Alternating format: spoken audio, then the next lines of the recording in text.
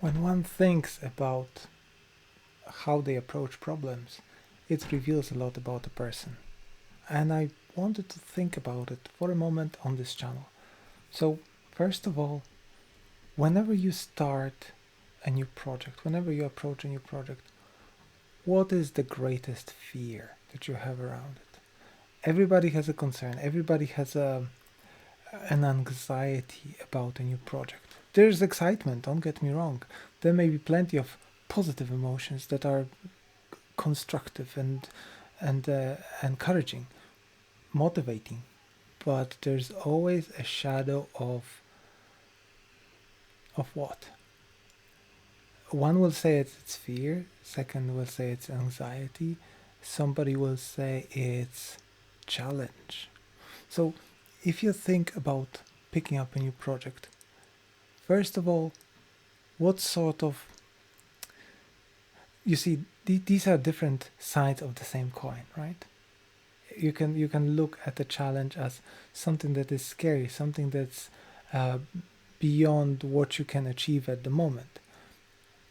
But you can turn it around and you can find it a great potential learning that you'd love to give it a try. So, talking to a lot of people in line of working on their career progression, I found that looking at this is a great tool in self psychoanalysis. When you dissect your approach to a project, and this doesn't have to be a work related project, think of it as the most universal tool you can have. You can approach a relationship, or preparing a meal, or eating a meal. How do you stir your cereal? Well, maybe not that simple, but you know what I mean. You can approach anything you do with this: what do I think? What's the first emotion that appears when I think about that project? So, in some cases, people will be anxious about the reporting structure. So, will be anxious about um, some sort of hierarchy of power that's overseeing, structure of authority that's overseeing the project, that will have some sort of opinion on that. And don't get me wrong, again, this doesn't have to be work related.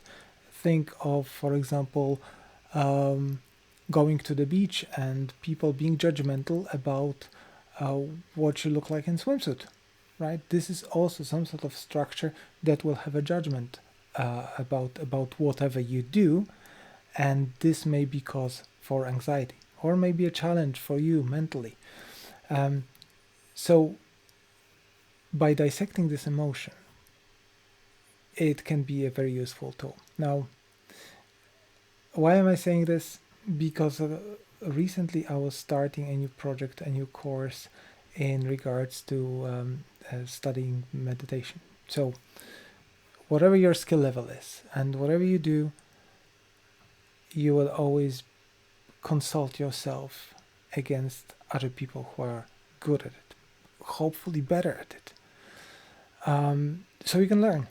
And you pick and choose different things, and you build something new, right? Thesis, antithesis, and synthesis. So I found it difficult to make notes because I wanted to start those notes in the best way possible. So then I stopped myself and went, "Oh, hang on a second.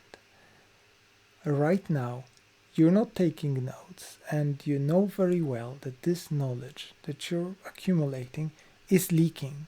In a week's time, you will have 20% of that knowledge, if only.